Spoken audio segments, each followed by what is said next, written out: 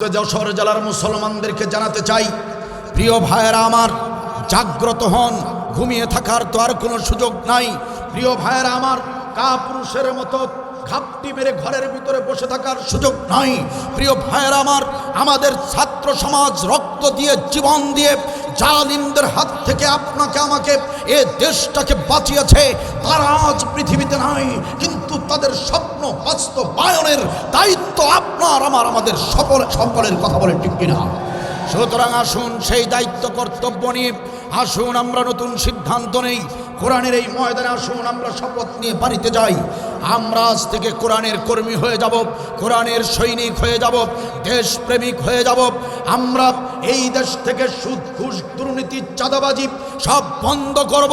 যেখানে অন্যায় হবে সেখানে প্রতিরোধ করে তুলব। নিজেরা অন্যায় করব না, কাউকে অন্যায় করতে প্রশ্রয় দিব না। যদি প্রয়োজন হয় এই বৈষম্যগুলো, অন্যায় অত্যাচারগুলো বন্ধ করতে গিয়ে আরেকটা বার যদি রাজপথে যেতে হয়, আবু সাইদের মতো যদি বন্দুকের নলের সামনে বুক পেতে দিতে হয়, আমি আব্দুল বারী রাজি আছি। আর কারা কারা রাজি আছেন দুহাত তুলে আল্লাহকে দেখা।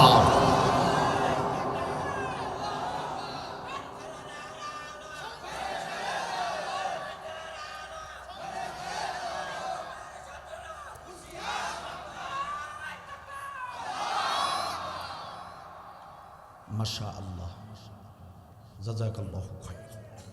প্রশ্ন করলে বীরের মতো জবাব দেবে। ওই বিড়ালের মতো মিউ মিউ করা বন্ধ করেন। ওই বিড়ালের মতো মিউ মিউ করেছেন বলেই হাসিনা সরকার 16টা বছর কাঁধের উপরে উঠে চাবুক মেরেছে। যদি গর্জন দিতে জানতেন তাহলে জালিম বাজরা 16 বছর এত দীর্ঘ সময় এই বাংলার জমিনে 92% মুসলমানের জমিনে ক্ষমতায় থাকতে পারত না।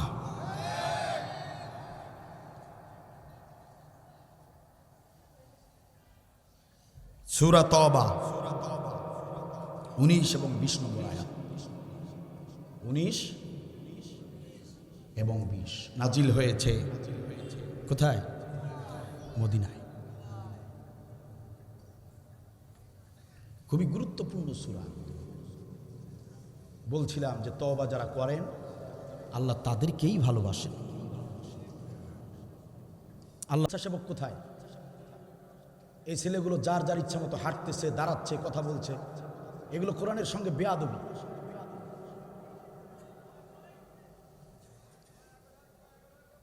কমেডি বক্তা এনে মাহফিল করবেন, আব্দুল বারীকে জীবনে দাওয়াত দিবেন না। আমি কোরআনের সঙ্গে বেয়াদবি, আমি এটা পছন্দ করি না। আদব রক্ষা করতে হবে। আমি এখানে বিনোদনের বক্তা হয়ে আসি নাই যে নাচবো আর গাইবো আর হাসবো, টাকা 60,000 নগদ নিয়ে চলে যাব।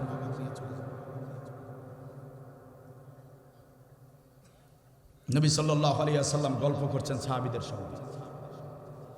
সাহাবীরা শোনো, একজন মুসাফির ব্যক্তি, তিনি মরুভূমির পথ ধরে গন্তব্যের দিকে ছুটছেন। তার কাছে 3টি জিনিস ছাড়া আর কিছু নাই। 1 নম্বর হচ্ছে উট, মরুভূমির বাহন। 2 নম্বর জিনিস হচ্ছে উটের পিঠে আছে তৃষ্ণা মেটার জন্য পানীয় তরল। 3 নম্বর জিনিস হচ্ছে ক্ষুধা মেটানোর জন্য কিছু খাবার। তাছাড়া ওই মুসাফিরের কাছে আর কিছু নেই। ও আমার সাহাবীরা শোনো, মরুভূমির মাঝ পথে এসে মুসাফির বড় ক্লান্ত হয়ে গেলেন। তিনি ক্লান্ত অবস্থায় তিনি ভাবলেন যে একটু যাত্রা বিরতি দিয়ে একটুখানি রেস্ট নেই, একটু বিশ্রাম নেই। মুসাফির মরুভূমিতে একটি ভালো জায়গা দেখে শুয়ে পড়লেন, ঘুমিয়ে গেলেন। ঘুম থেকে জাগ্রত হয়ে দেখলেন যে উটটাকে বেঁধে রাখা হয়েছিল সেখানে সেই উট তার কাছে আর নাই। ডানে বামে সামনে পিছনে বিভিন্ন জায়গায় খোঁজাখুঁজি করে দেখা গেল উটটি আর নেই, উট হারিয়ে গিয়েছে। উট কি হয়েছে? হারিয়ে গিয়েছে। সাহাবীরা বলো, ওই লোকটা কয়টা জিনিস হারিয়েছে? আপনারা বলেন কয়টা? একটা? কয়টা? 3টা। কেন? যে উটের পিঠেই ছিল পানি, উটের পিঠেই ছিল খাবার। তাহলে এই লোকের আর কিছু আছে? কিছু আছে আর? সাহাবীরা বললেন, ইয়া রাসূলুল্লাহ, লোকটির তো কিচ্ছু নাই। সাহাবী বললেন যে ওই লোকের কি অবস্থা এখন? ওই লোকের এই অবস্থায় পড়ে গেলে তার অবস্থাটা কেমন মনে হয় তোমাদের কাছে? সাহাবীরা বললেন, ইয়া রাসূলুল্লাহ, ওই ব্যক্তির তো মৃত্যু ছাড়া আর কোনো উপায় নাই। কেন? থাকেন তো শস্য শ্যামল, সবুজ শ্যামল বাংলাদেশে, মরুভূমির কারবার তো জানেন না। মাঝ মরুভূমিতে যদি পানি, খাবার পানি না থাকে, আর সেই মরুভূমি থেকে মরুভূমি পার হয়ে আপনি বাসা বাড়িতে পৌঁছার জন্য যদি বাহন না থাকে, ওই ব্যক্তিকে নিশ্চিত ওই মরুভূমিতে মরতে হবে, মরা ছাড়া উপায় নাই। নবী সাল্লাল্লাহু আলাইহি ওয়াসাল্লাম বলেন, সাহাবীরা শোনো, মুসাফির ব্যক্তি বুঝে ফেলল মৃত্যু ছাড়া তার কোনো পথ খোলা নাই, পানির তৃষ্ণায় মরে যেতেই হবে, বাঁচার তো আর কোনো উপায় নাই। কারণ উট হারিয়েছে, উটের পিঠে পানি, উটের পিঠে ছিল খাবার। সুতরাং এত দূর রাস্তা অতিক্রম করে এসেছি, যদি ব্যাক করতে চাই তবুও পানির প্রয়োজন হবে, পানি ছাড়া এত দূর রাস্তা ফিরে যাওয়া সম্ভব নয়। আবার যদি ওই মুসাফির সামনের দিকে গিয়ে যেতে চায় তবুও পানিও প্রয়োজন হবে, কারণ এত দূরের পথ পানি ছাড়া সে বাঁচতে পারবে না। ও আমার সাহাবীরা শোনো, এবার মুসাফির সিদ্ধান্ত নিয়ে নিলেন, বাঁচার যেহেতু কোনো পথ নাই, সেহেতু সে হতাশ হয়ে নিরাশ হয়ে শুয়ে পড়লেন। কখন মালাকুল মউত আসবেন আর কখন জান কবজ করলেন অপেক্ষায় তিনি শুয়ে পড়লেন, হতাশ হয়ে গেলেন, নিস্তেজ হয়ে পড়লেন। ও আমার সাহাবীরা, অল্প কিছুক্ষণ সময়ের ভিতরে এই মুসাফির ব্যক্তি চোখ খুলে দেখলেন তার হারিয়ে যাওয়া উট তার সামনে এসে দাঁড়িয়ে গেছে। ও আমার সাহাবীরা, বলো দেখি, ওই যে উট তার সামনে দাঁড়িয়ে গেছে, উট একা ফিরেছে না উটের সাথে পানি আর খাবার আছে? পানি আর খাবার সহ তার উট ফিরে এসেছে। ফিরে আসার পর এই মুসাফির ব্যক্তি যখন তার হারিয়ে যাওয়া উট, পানি, খাবার ফিরে পেল, ও সাহাবীরা বলো তো দেখি, এই মুসাফির ব্যক্তি কতটা আনন্দিত হবে, কতটা খুশি হবে? সাহাবীরা বললেন, ইয়া রাসূলুল্লাহ, ইয়া হাবিবাল্লাহ, ওই ব্যক্তির জীবনে এতটা সুখ, এতটা আনন্দ, এতটা খুশি সে জীবনে হয় নাই যতটা খুশি ওই মুহূর্তে সে হবে। কারণ মরে যাওয়া জীবনটাকে নতুন করে বাঁচানোর একটা স্বপ্ন এসে গেছে, মৃত্যু নিশ্চিত, এমন সময় সে পেয়ে গিয়েছে উট, পেয়ে গিয়েছে খাবার। সুতরাং ওই ব্যক্তির আনন্দের সীমা নাই, ওই ব্যক্তি সবচেয়ে বেশি খুশি হয়েছে। নবী বললেন, সাহাবীরা আমার শোনো, তোমরা সত্য কথাই বলেছো, ঠিকই বলেছো, ওই ব্যক্তি খুশিতে আত্মহারা হয়ে যাবারই কথা। তোমরা যেটা বলেছো সত্যই বলেছো। ওই মুসাফির এতটাই খুশি হয়ে গেল যে ওই মুসাফির হারিয়ে যাওয়া উট, হারিয়ে যাওয়া পানি, খাবার পেয়ে এতটাই খুশি হয়ে গেল যে সে চিৎকার করে আল্লাহর প্রশংসা করতেছিল আর বলতেছিল, আল্লাহুম্মা আনতা আবদি ওয়া আনা রাব্বুক। ওই মুসাফির ডাক দিয়ে আল্লাহকে বলতেছিল, আল্লাহ গো রব্বুল আলামিন, তোমার প্রশংসা কিভাবে করব, ভাষা নাই। রব্বুল আলামিন, কিভাবে তোমার প্রশংসা করব? আল্লাহুম্মা আনতা আবদি, আল্লাহুম্মা আনতা আবদি। চিৎকার করে মুসাফির বলছে, ও আল্লাহ, তুমি আমার গোলাম, ওয়া আনা রব্বুক, আর আমি তোমার রব। সুবহানাল্লাহ বলবেন? বুঝেন নাই কি বলছি? বুঝেন নাই? খুশিতে, আনন্দে এমন আত্মহারা হয়ে গেছে মুসাফির, খুশিতে আল্লাহকে বলতেছে, আল্লাহুম্মা আনতা আবদি, তুমি আমার গোলাম, ওয়া আনা রব্বুক, আর আমি তোমার রব। রাসূলুল্লাহ সাল্লাল্লাহু আলাইহি সাল্লাম মুস্কি হাসি দিয়ে বললেন, ও কিন্তু এটা বলে নাই, বলছে আল্লাহ আমি তোমার গোলাম, তুমি আমার রব, কিন্তু খুশির ঠেলায় স্লিপিং অফ মাউথ বলতে গেছে, যেটা হয়ে গেছে উল্টা। সুবহানাল্লাহ বলবেন না? ও আমার সাহাবীরা শোনো, ওই মুসাফির ব্যক্তি যতটা খুশি হয়ে যায়, হারিয়ে যাওয়া উট পেয়ে যতটুকু খুশি হয়, ও আমার সাহাবীরা শোনো, আমার উম্মতের কোনো ব্যক্তি যদি গুনাহের কাজ করবার পরে আল্লাহর কাছে তওবা করে ফিরে আসে, ওই উট আর খাবার পানি পেয়ে মুসাফির যেমন খুশি হয়, আল্লাহ রাব্বুল আলামিন ওই বান্দা বান্দির প্রতি, ওই তওবাকারী ব্যক্তির প্রতি ওই মুসাফিরের চেয়েও লক্ষ কোটি গুণ বেশি খুশি হয়ে যায়। কে খুশি হন? আল্লাহ খুশি হন। সুতরাং সেই তওবা আমাদের সবারই করার দরকার আছে না নাই? তাহলে আজকের আলোচনার প্রথম মেসেজ, তওবা করতে হবে সবাইকে, ঠিক কিনা বলেন? তওবা করতে আলেম লাগে না, ইমাম লাগে না, মসজিদ লাগে না, মাদ্রাসা লাগে না। তওবা করবেন নিজে নিজে মন থেকে। কাকে কাকে বলবেন? শুধু আল্লাহকে বলবেন। আপনার সঙ্গে কন্ট্যাক্ট হবে কার? চুক্তি হবে কার? সিদ্ধান্ত কে জানবে? ব্যাস, তওবা হয়ে যাবে। সুতরাং তওবা করুন। তওবা করে দেশের জন্য কাজ করুন, ইসলামের জন্য কাজ করুন। যারা দেশের বিরুদ্ধে ষড়যন্ত্র করছেন তওবা করুন। যারা ইসলামের বিরুদ্ধে ষড়যন্ত্র করেছেন, এখনো করছেন, ফিরে আসুন ইসলামের পথে, তওবা করে চলে আসুন। নয়তো আপনাদের পরিণতি সামনে আরো খারাপ আছে, ঠিক কিনা বলেন? যত নড়বেন তত মরবেন। তওবা করুন, ইসলামের প্রত্যেকটা দরজা আপনাদের জন্য খোলা, ঠিক কিনা বলেন? আর যদি তওবা না করে ষড়যন্ত্রের কলকাঠি যদি নাড়তেই থাকেন, বুঝছেন তো গত রাতের ঘটনা?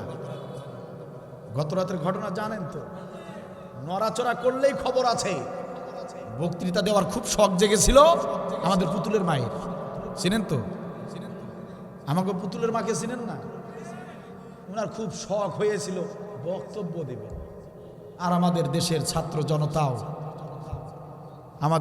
জনতাও জবাবটা দিয়ে দিয়েছেন। গত রাতে 32 নম্বর বাড়ি থেকে শুরু করে দেশের প্রত্যেক জেলায় জেলায় যেখানেই শেখ মুজিবের মুরাল রয়েছে, শেখ মুজিবের মূর্তি রয়েছে, সবগুলোকে ভাঙচুর করা শুরু হয়ে গিয়েছে। এখনো হচ্ছে, এক সপ্তাহ চলবে। সম্মানিত ভাইয়ের আমার, ওরা ভেবেছিল ছাত্র জনতা ন্যায়ের সৈনিকরা তারা বোধহয় দুর্বল হয়ে গিয়েছে। ওরা মনে করেছিল ছাত্র জনতার ঐক্যটা বুঝি আর নাই, এজন্য তারা কিন্তু নতুন করে একের পর এক ষড়যন্ত্র করতেছিল। এটা আপনারা জানেন, যারা দেশের খোঁজ খবর রাখেন আপনারা জানেন। ওরা অনেক ভয়ঙ্কর ভয়ঙ্কর ষড়যন্ত্র শুরু করেছিল। কিন্তু নতুন করে ছাত্র জনতা এই রিয়াকশন দেখাবার পরে জালিমরা বুঝে গেছে ছাত্ররা, এই বিপ্লবের সৈনিকরা, তারা খামোশ হয়ে যায় নাই। যদি তারা আবার খেপে যায় তাহলে বাকি পরিণতি তাদেরকে ভোগ করতে হবে, বাঁচার কোনো উপায় থাকবে না, ঠিক কিনা বলেন? সুতরাং তওবা করুন।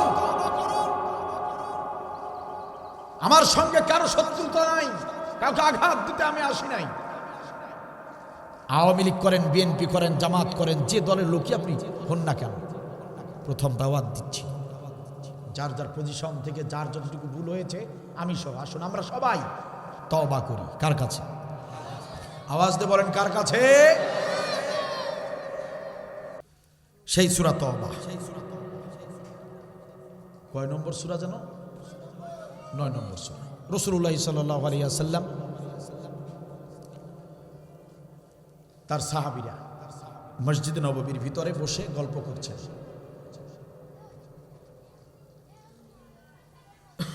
খারাপ লাগছে আপনাদের? কষ্ট হচ্ছে? আলোচনা তো শুরু হচ্ছে, কষ্ট হলেও শুনতে হবে। আব্দুল বারীর আলোচনায় ফান নাই, কমেডি নাই, হাসাহাসি নাই, কষ্ট করেই শুনতে হবে। আলোচনা তিক্ত থেকে তিক্তকর হবে, কঠিন থেকে কঠিনতর হবে। যাদের ভিতরে নেফাকি আছে, আমার আলোচনা তাদের কাছে ভালো লাগবে না, লাগতে পারে না। যাদের ভিতরে ঈমান আছে, তাদের ঈমান বেড়ে যাবে ইনশাআল্লাহ। সুতরাং ভালো করে মনোযোগ দিয়ে শুনুন। সাহাবীরা মসজিদে নববীর ভিতরে গল্প করছেন। এক সাহাবী বলছেন, সবচেয়ে বড় আমল, আল্লাহর কাছে সবচেয়ে মর্যাদার আমল হাজীদেরকে পানি পান করানো আর বাইতুল্লাহ শরীফের খেদমত করা।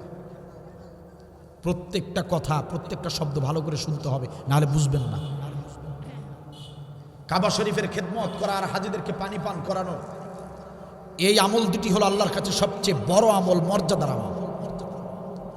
আরেকজন সাহাবী বললেন, আমি যতটুকু রাসূলের মুখ থেকে শুনেছি, ইসলাম যতটুকু বুঝেছি, আমার মনে হয় জিহাদ করাটা সবচেয়ে বড় আমল। আরেকজন বয়োজ্যেষ্ঠ সাহাবী, মুরব্বী সাহাবী বললেন, মিছামিছি তর্ক কেন করছো? মিছামিছি সময় নষ্ট করছো কেন? কোনটা আমল সবচেয়ে বেশি বড়, বেশি মর্যাদা? নবী আসলে নবীকে জিজ্ঞেস করলেই তো শোনা যাবে। কথা কি বুঝতেছেন? এই তো নামাজের ওয়াক্ত হয়ে যাচ্ছে, নবী সাল্লাল্লাহু আলাইহি সাল্লাম মসজিদে নববীতে ঢুকবেন, ঢুকলে তোমরা তাকে জিজ্ঞেস করো, তিনিই বলে দিবেন সবচেয়ে বড় আমল কোনটা। সুবহানাল্লাহ বলবেন না? নবী সাল্লাল্লাহু আলাইহি সাল্লাম কিছুক্ষণের মধ্যেই মসজিদে নববীর ভিতরে ঢুকে পড়লেন। সাহাবীরা নবীকে সালাম জানিয়ে ডাক দিয়ে বললেন, ইয়া রাসূলুল্লাহি, ইয়া হাবিবাল্লাহ, আপনার অনুপস্থিতিতে আমরা তর্ক করছিলাম, আমরা নিজেরাই কথা বলি করছিলাম। কেউ কেউ বলেছে সবচেয়ে বড় আমল হলো, আল্লাহর কাছে মর্যাদার আমল হলো হাজীদেরকে পানি পান করানো আর কাবা শরীফের, বাইতুল্লাহ শরীফের খেদমত করা, মুতাওয়াল্লির দায়িত্ব পালন করা। আবার আপনার আরেকজন সাহাবী বলেছে, না, আল্লাহর কাছে সবচেয়ে মর্যাদার আমল হলো জিহাদ করা, জিহাদি হচ্ছে সবচেয়ে বড় আমল, সবচেয়ে মর্যাদা সম্পন্ন আমল। ইয়া রাসূলুল্লাহি, ইয়া হাবিবাল্লাহ, আমরা সবাই আপনার কাছে জানতে চাই, আপনি নবী বলে দেন আল্লাহর কাছে সবচেয়ে বড় মর্যাদার আমল কোনটি? নবী সাল্লাল্লাহু আলাইহি সাল্লাম প্রশ্নের জবাব দিবেন। নবীর কাছে তো কোনো জবাব নাই, কারণ নবী তো কিছুই জানতেন না। আল্লাহ যদি না জানান, নবী তো কিছুই বলতে পারেন না, আল্লাহ যদি না বলে দেন। ঠিক কিনা বলেন? নবী সাল্লাল্লাহু আলাইহি সাল্লাম চোখ বন্ধ করলেন, এক মুহূর্তের জন্য চোখটা শুধু বন্ধ করলেন, আল্লাহর সঙ্গে নেটওয়ার্ক কানেকশন হয়ে গেল। আল্লাহ তাআলা জিবরিল আমিনকে ডাকতে বলেন, জিবরিল আমিন রে, দেরি করো না, ও জিবরিল আমিন, দেরি করো না, দেরি করো না। আমার নবীর সাহাবীরা নবীকে প্রশ্ন করেছে, কোন আমলটা আমার কাছে সবচেয়ে বড় আমল? আমি আল্লাহর কাছে মর্যাদার আমল কোনটি? সাহাবীরা তার নবীকে জিজ্ঞাসা করেছে, আমার নবীকে জানিয়ে দাও। সূরা তওবার 19 এবং 20 নম্বর আয়াত দিয়া আমার নবীকে জানিয়ে দাও, আমার নবীকে এই মুহূর্তে জানিয়ে দাও, আমার নবীকে এই মুহূর্তে জানিয়ে দাও, যাতে করে আমার নবী সাহাবীদের প্রশ্নের জবাব দিতে পারে। সূরা তওবার 19 এবং 20 নম্বর আয়াত নিয়ে হযরতে জিবরিল আমিন আল্লাহর নবীর কাছে এসে ডাক দিয়ে বললেন, ইয়া রাসূলুল্লাহ, চিন্তার কোনো কারণ নাই, ও নবী গো, চিন্তার কোনো কারণ নাই, হতাশ হবার কোনো কারণ নাই। আপনার প্রশ্নের জবাব নিয়ে আমি জিবরিল আমিন হাজির হয়ে গিয়েছি। জিবরিল আমিন নবীর উপরে ওহী নাজিল করে দিলেন, আজআলতুম শিকাআতাল হাজ্জি ওয়া ইমারাতাল মাসজিদিল হারাম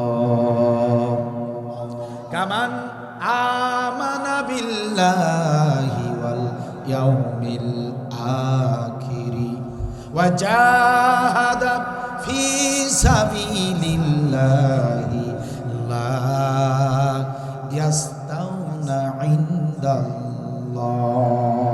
ওগো নবীজি, আপনি জানিয়ে দেন, সাহাবীদেরকে জানিয়ে দেন, সারা বিশ্বের লোকদেরকে জানিয়ে দেন, আপনার উম্মতদেরকে জানিয়ে দেন, হাজীদেরকে পানি পান করানো, বাইতুল্লাহ শরীফের খেদমত করা এই আমল, আর যারা দিন কায়েমের জন্য জিহাদ করে এই আমল, এই উভয়ের আমল, এই দুইটাই আমল, এই পক্ষ আর এই পক্ষ, মসজিদের খেদমত করা আর হাজীদেরকে পানি পান করানোর আমল, আর যারা জিহাদ করে দিন কায়েমের জন্য তাদের আমল, আল্লাহর কাছে এই দুটো আমল কখনোই সমান হতে পারে না। লা ইয়াস্তাউনা ইনদাল্লাহ, আমি আল্লাহর কাছে এই আমলগুলো সমান নয়। কথাকার আমলগুলো আল্লাহর কাছে সমান নয়। ও নবীজি, বলে দেন, আপনার সাহাবীদেরকে বলে দেন, কোন আমলটা আল্লাহর কাছে বেশি মর্যাদার, কোন আমলটা সবচেয়ে দামি? নবীজি, আপনি আপনার সাহাবীদেরকে জানিয়ে দেন। আল্লাহ রাব্বুল আলামিন জানিয়ে দিলেন, আল্লাযীনা আমানু ওয়া হাজারু ওয়া জাহাদু ফি সাবিলিল্লাহ। ওগো নবীজি, আপনি আপনার সাহাবীদেরকে জানিয়ে দেন, যারা ঈমান এনেছে আর যারা দিন কায়েমের কাজ করতে গিয়ে বাড়ি ঘর ছেড়েছে, যাদের উপরে নির্যাতন হয়েছে, যাদের বিরুদ্ধে মিথ্যা মামলা হয়, যাদের ব্যবসা বাণিজ্য বন্ধ করে দেওয়া হয়, যাদেরকে চাকরি থেকে বহিষ্কার করে দেওয়া হয়, দিন কায়েমের জিহাদের আমল করবার কারণে, জিহাদের মিছিল দেবার কারণে, জিহাদের রাজনীতি করবার কারণে, যাদেরকে বাড়ি ঘর ছাড়তে হয়, যাদেরকে স্ত্রী সন্তান ছাড়তে হয়, যাদেরকে জেল খাটতে হয়, জাহাদা ফি সাবিলিল্লাহ, দিন কায়েমের জন্য যারা জিহাদ করে, নবীজি আল্লাহর পক্ষ থেকে ঘোষণা এসেছে আজামু দারাজাতান ইনদাল্লাহ, আল্লাহ ডাক দিয়ে বলেছেন নবীজি যারা এই জিহাদের আমল করে তাদের আমল আমি আল্লাহর কাছে সবচেয়ে বেশি মর্যাদা সম্পন্ন। সবচেয়ে বেশি মর্যাদা যারা জিহাদের আমল করে, আজামু দারাজাতান ইনদাল্লাহ, যারা জিহাদ করে, জিহাদের জন্য বাড়িঘর ছাড়ে, দিন কায়েমের জন্য নির্যাতনের শিকার হয়, এদের মর্যাদা আমি আল্লাহর কাছে সবচেয়ে বেশি। সুবহানাল্লাহ বলবেন না? কথা কার? আল্লাহর কথা কোনো ভেজাল আছে? নড়াচড়া হবে? 19-20 হবে? হবে হবে হবে। ওই যে কিছু ভাইরা কথা বলেন নাই, তার মানে ওনারা বলতেছে যে হবে। কি বলেন না কেন? আল্লাহর কথা ভেজাল আছে? ওই এখন কথা বের হয় না, নির্বাচন যখন শুরু হয়ে যায় তোমার নেতা আমার নেতা বলে বলে তো মুখে ফেনা তুলে ফেলেন। জাতির কপালে এমনি আগুন লাগে নাই, কোরআনের ময়দানে আসলে বোবা হয়ে যান। আর কনসার্টে গেলে, নির্বাচনের মিছিলে গেলে তখন বীর বাহাদুর হয়ে যান, পালোয়ান হয়ে যান। এই জাতির লোকদের কপালে এমনি গজব আসে না। এই জাতির লোকেরা যদি সংশোধন না হয়, কি শুধু হাসিনাই জালিম? আপনারা খুব সাধু। শুধু হাসিনাই জালিম না, আপনি আমি আমরাও জালিম, আমরাও নিজেদের উপর জুলুম করেছি। তা না হলে 92% মুসলমানের দেশে আপনি আমি যদি প্রশ্রয় না দিতাম, সাপোর্ট না করতাম, কোন জালিম এই দেশের জমিনে ক্ষমতায় আসতে পারত না।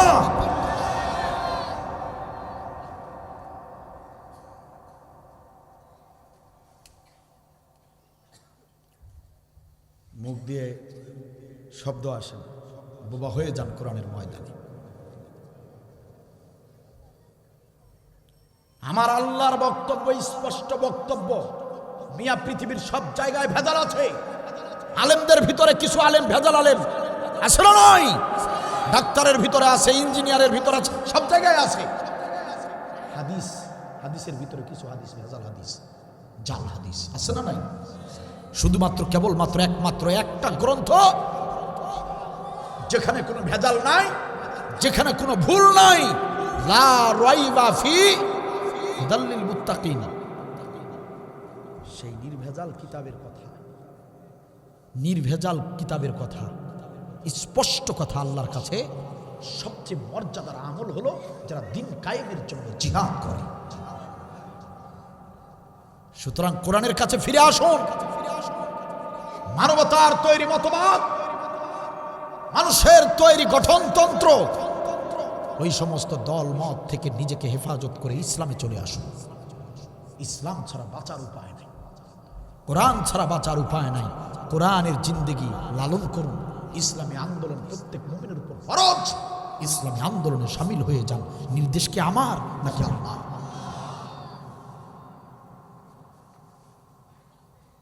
আমার আল্লাহর কথা, জিহাদের আমল হলো সবচেয়ে বড় আমল, সবচেয়ে বড়। আপনাদের মনে প্রশ্ন হতে পারে, হুজুর কোরআনুল কারীমের ভিতরে হাজার হাজার আয়াত, অসংখ্য বিষয় আল্লাহ রাব্বুল আলামিন আলোচনা পেশ করেছেন। আল্লাহ তাআলা অনেক আমলের কথা বলেছেন। আপনি হুজুর রংপুর থেকে এসেছেন, আর কোন আমল নিয়ে কথা বললেন না, জিহাদ নিয়ে আলোচনা শুরু করলেন। কারণটা কি? নামাজ, রোজা, হজ, যাকাত, দান, সাদাকা, পিতা মাতার সেবা, কত ধরনের আমল কোরআনে আছে। আপনি ওগুলো না বলে জিহাদের আলোচনা কেন শুরু করলেন? এমন প্রশ্ন যদি আপনারা করেন, জবাবটা শুনে নেন প্রিয় ভাইরা আমার। আমি জিহাদ সম্পর্কে আলোচনা কেন শুরু করলাম? আমার ভাইরা, জিহাদ সম্পর্কে আমি এর জন্য আলোচনা শুরু করেছি। আমি এই কোরআনুল কারীম যতটুকু রিসার্চ করেছি, যতটুকু আমি গবেষণা করেছি, আমি দেখতে পেরেছি এই কোরআনুল কারীমের ভিতরে যত ফরজ হুকুম এসেছে, এই কোরআনের ভিতরে যত আমল সম্পর্কে আল্লাহ রাব্বুল আলামিন নির্দেশনা দিয়েছেন, সব ফরজের বড় ফরজ হিসেবে যে আমলটাকে আল্লাহ রাব্বুল আলামিন বেশি গুরুত্ব দিয়েছেন সেই আমলটি হলো জিহাদ ফি সাবিলিল্লাহ। সবচেয়ে বড় আমল কোরআনের।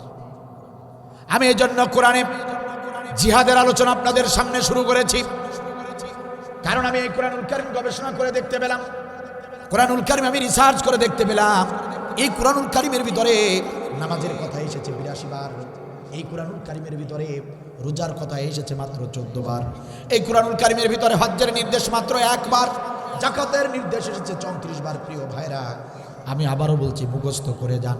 নামাজের নির্দেশ 82 বার, রোজার নির্দেশ 14 বার, হজ্জের নির্দেশ মাত্র 1 বার, যাকাতের নির্দেশ 34 বার। সেই কোরআনের ভিতরেই জিহাদ করতে হবে। জিহাদের নির্দেশ এসেছে 917 বার। 900 সেই 917 বারের জিহাদের আমলটাকে অবহেলা করেন। ওই যে মুয়াজ্জিন যখন আযান দেয়, হাইয়া আলাস সালাহ, এসো এসো নামাজের দিকে এসো। আপনার হাতে যত কাজ থাকুক না কেন, আপনি যতই ব্যস্ত থাকুন না কেন, আজানটা হয়ে গেলে সমস্ত কাজগুলো ফেলে দিয়ে আপনি দৌড়ে ছুটে যান মসজিদের দিকে। অজুটা করেই জামাতের সঙ্গে কাতারবদ্ধ হয়ে আপনি নামাজ আদায় করেন। একটা ওয়াক্ত নামাজ কাজা হোক, এটা কিছুতেই আপনি চান না। এত সুন্দর গুরুত্ব দিলেন নামাজের প্রতি। অবশ্যই এটা গুরুত্বপূর্ণ একটি আমল, অবশ্যই নামাজ একটি গুরুত্বপূর্ণ ইবাদত, অবশ্যই অবশ্যই এটি মুমিনের একটি অন্যতম বৈশিষ্ট্য। আলহামদুলিল্লাহ, 82 বারের নির্দেশটা আপনি সুন্দর গুরুত্ব দিয়েছেন, নামাজের আমলটা আপনি গুরুত্ব দিয়েছেন, ভালো কথা। বছরে একটা মাস মাহে রমজান, এই মাহে রমজানে রোজা রাখাকে আল্লাহ রাব্বুল আলামিন ফরজ করে দিয়েছেন। সেই মাহে রমজানে রোজা রাখতে গিয়ে কতই না কষ্ট করেন, সারাটা দিন করে না খেয়ে থাকেন। শুধু কি তাই নাকি, মিথ্যা কথা মিথ্যা কাজ থেকে নিজেকে বিরত রাখলেন। রোজা পালন করতে গিয়ে আপনি সমস্ত অশ্লীলতা খারাপি থেকে নিজেকে সারাটা দিন করে সুন্দর করে হেফাজতে রাখলেন। শুধু কি তাই নাকি, বিয়ে করা হালাল স্ত্রীর সঙ্গে দিনের বেলা মেলামেশা থেকে আপনি নিজেকে হেফাজত করলেন। প্রিয় ভাইরা আমার, এভাবে কষ্ট করে করে একটা মাস না খেয়ে আপনি রোজা রাখলেন। সেই রোজার হুকুম এসেছে 14 বার, তার মানে 14 বারের হুকুমটাকেও আপনারা গুরুত্ব দিলেন। আলহামদুলিল্লাহ, ভালো কথা। 14 বারের নির্দেশ রোজা অবশ্যই গুরুত্বপূর্ণ একটি আমল, সেটাকেও গুরুত্ব দিয়েছেন। আলহামদুলিল্লাহ, ভালো। মাত্র 1 বারের নির্দেশ হজব্রত পালন করা। 7 লক্ষ টাকা খরচ করে মক্কায় গেলেন, মদিনায় গেলেন, হজব্রত পালন করলেন। প্রিয় ভাইয়ের আমার, 1 বারের নির্দেশ, সেই হজব্রত পালন করতে গিয়ে 7 লক্ষ টাকা খরচ করলেন। আলহামদুলিল্লাহ, হজ করাটা অন্যতম একটি বড় আমল, সেটাও আপনি করেছেন। আলহামদুলিল্লাহ, ভালো কথা। 34 বারের নির্দেশ যাকাত দেওয়া, যাকে আল্লাহ তাআলা সহায় সম্পত্তি দান করেছেন, আপনি আপনার সহায় সম্পত্তি হিসেব কষে যাকাতের টাকা বের করে আপনি প্রতি বছর বিতরণ করেন। মাত্র 34 বারের হুকুম, সেটাও আপনি মানলেন, গুরুত্ব দিলেন। আলহামদুলিল্লাহ, অবশ্যই এগুলো অবশ্যই গুরুত্বপূর্ণ আমল। এবার একটাবার নিজেদের বিবেককে জিজ্ঞাসা করেন। প্রিয় ভাইয়েরা, আপনারাই আপনাদের বিবেককে জিজ্ঞাসা করেন। আপনি 82 বারের নামাজকে গুরুত্ব দিলেন, আপনি 14 বারের রোজাকে গুরুত্ব দিলেন, আপনি 34 বারের যাকাতকে গুরুত্ব দিলেন, মাত্র 1 বারের নির্দেশ হজকে গুরুত্ব দিলেন। অথচ সেই কোরআনের 917 বারের জিহাদ, 917 বারের নির্দেশ, বারবার আল্লাহ নির্দেশ দিয়েছেন। আয়াতে আয়াতে নির্দেশ, আয়াতে আয়াতে জিহাদ, পরতে পরতে জিহাদ, পাতায় পাতায় জিহাদ, পৃষ্ঠায় পৃষ্ঠায় জিহাদ। বারবার আল্লাহ রাব্বুল আলামিন জিহাদের নির্দেশ দিলেন। 917 বারের সেই জিহাদের আমল আপনি অবহেলা করলেন, সেই জিহাদের আমল আপনি গুরুত্ব দিলেন না, সেই জিহাদের আমল আপনি করলেন না। আপনি সব আমল গুরুত্ব দিলেন, কিন্তু জিহাদের আমলের গুরুত্ব দিলেন না, নিজেও সেই আমল করলেন না। বরং যারা সেই জিহাদের আমল করলো, তাদের বিরুদ্ধে ষড়যন্ত্র করলেন। গত 16টি বছর তাদের বিরুদ্ধে আপনি তাদের বিরুদ্ধে নোট দিলেন, মামলা করলেন, তাদের বিরুদ্ধে মিথ্যা সাক্ষী দিলেন, তাদের বিরুদ্ধে বিভিন্ন ষড়যন্ত্র করলেন। ও মুসলমানেরা, আপনি 917 বারের এই জিহাদের আমলটাকে যদি অবহেলা করেন, 917 বারের জিহাদের আমলটাকে যদি বিরোধিতা করেন, 917 বারের আমল এই জিহাদের বিরোধিতা যদি করেন, একটাবার নিজেদের বিবেককে জিজ্ঞাসা করেন। প্রিয় ভাইরা, আপনি নামাজ রোজা নিয়ে জান্নাতে যেতে পারবেন কি পারবেন না? হিসাব করে দেখেন।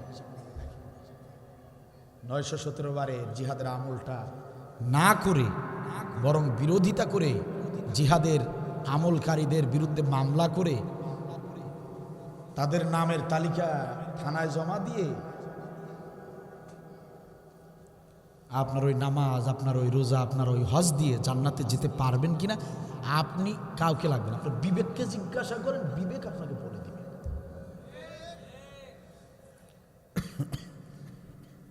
আল্লাহ বললেন সূরা মুহাম্মদ, আল্লাহ বলছেন সূরা মুহাম্মদের 1 নম্বর আয়াত, সূরা মুহাম্মদের 1 নম্বর আয়াত, ওয়া সাদ্দু আন সাবিলিল্লাহি আদাল্লা আমালাহুম, সাদ্দু আন সাবিলিল্লাহি আদাল্লা আমালাহুম। আল্লাহ বলছেন দিন কায়েমের যারা বিরোধিতা করে, বাধা দেয়, আদাল্লা আমালাহুম, তাদের সমস্ত আমল আমি বরবাদ করে দিই, তাদের সমস্ত আমল আমি আল্লাহ ধ্বংস করে দিই। কথা কি বুঝতেছেন না? না বুঝেই শুধু হা হু করতেছেন।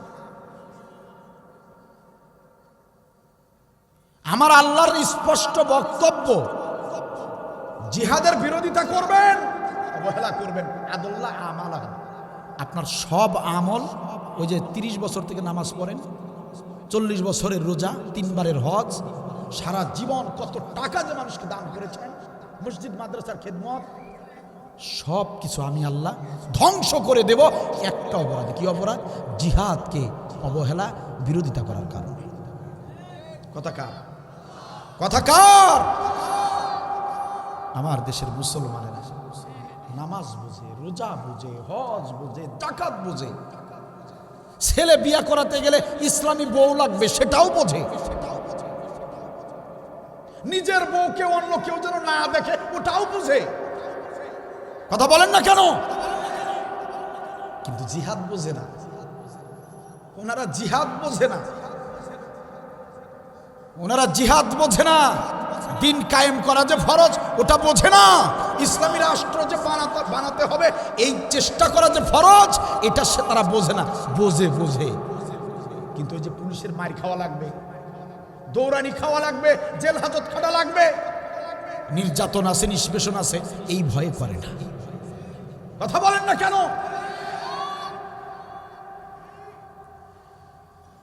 মুসলমান ভাইরা, কি হয়েছে ভাইজান?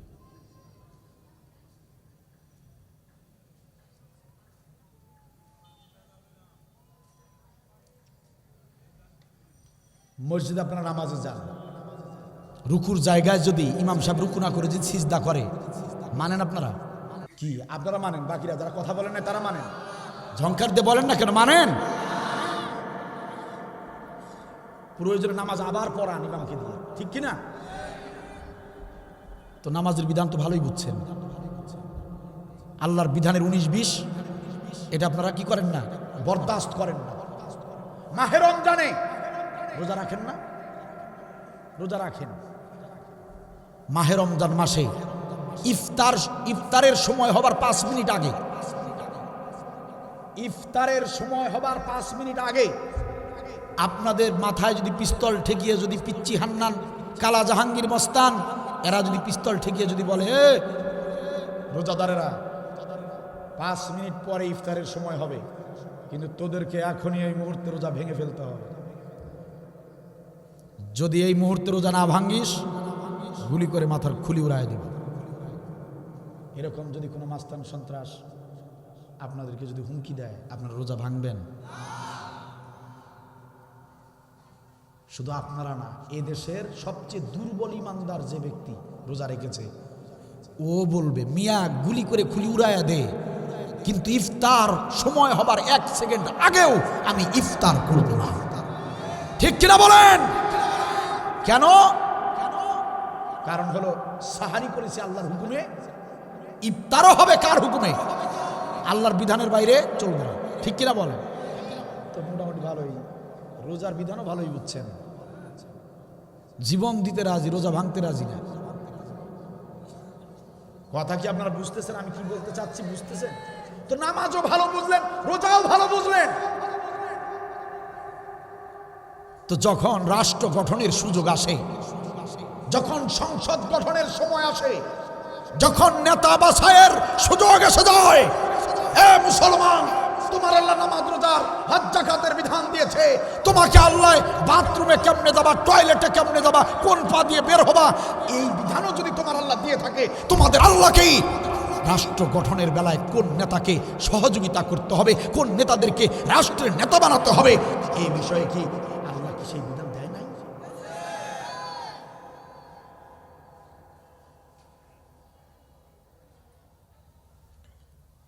কিন্তু আমার দেশের ওই নামাজিরা, আমার দেশের হাজিরা, 3 বারের হাজি 5 বারের হাজি, নামাজ পড়ে পড়ে কপালে কালো দাগ ফেলেছে, এত বড় ইমানদার পরহেজগার নামাজি আমাদের দেশের অনেক হাজি, তারা সব বেলায় ইসলাম ইসলাম ইসলাম ইসলাম ইসলাম ইসলাম, ছেলে বিয়ে করাবো ইসলাম ইসলাম ইসলাম, ইসলামী বউ ইসলামী বউ। কিন্তু যখন নির্বাচন আসে, তখন হাজি সাহেবের তখন আর আল্লাহর বিধানের কথা মনে থাকে না। তখন হাজি সাহেব আমার ওই দেশের নামাজিদের আল্লাহর কথা, আল্লাহর রসুলের কথা মনে থাকে না। ওই এলাকার, ওই সমাজের সবচেয়ে বড় দুর্নীতিবাজ, ওই এলাকার সবচেয়ে বড় মদারু, ওই এলাকার সবচেয়ে বড় তাসারু, ওই এলাকার সবচেয়ে বড় চাঁদাবাজ, ওই লোকটাকে সাপোর্ট দিয়া আমার দেশের নামাজিরা, আমার দেশের হাজিরা সাপোর্ট দিয়া দিয়া সংসদে পাঠায়। আগুন এমনি লাগছে, এই জাতির কপালে আগুন এমনি লাগছে। আর রব্বানা যালামনা আনফুসানা বললেন, চোখের পানি ফেললেন, আর আল্লাহ আপনাদেরকে শান্তি দিবে। আল্লাহ ঠেকা পড়ে গেছে।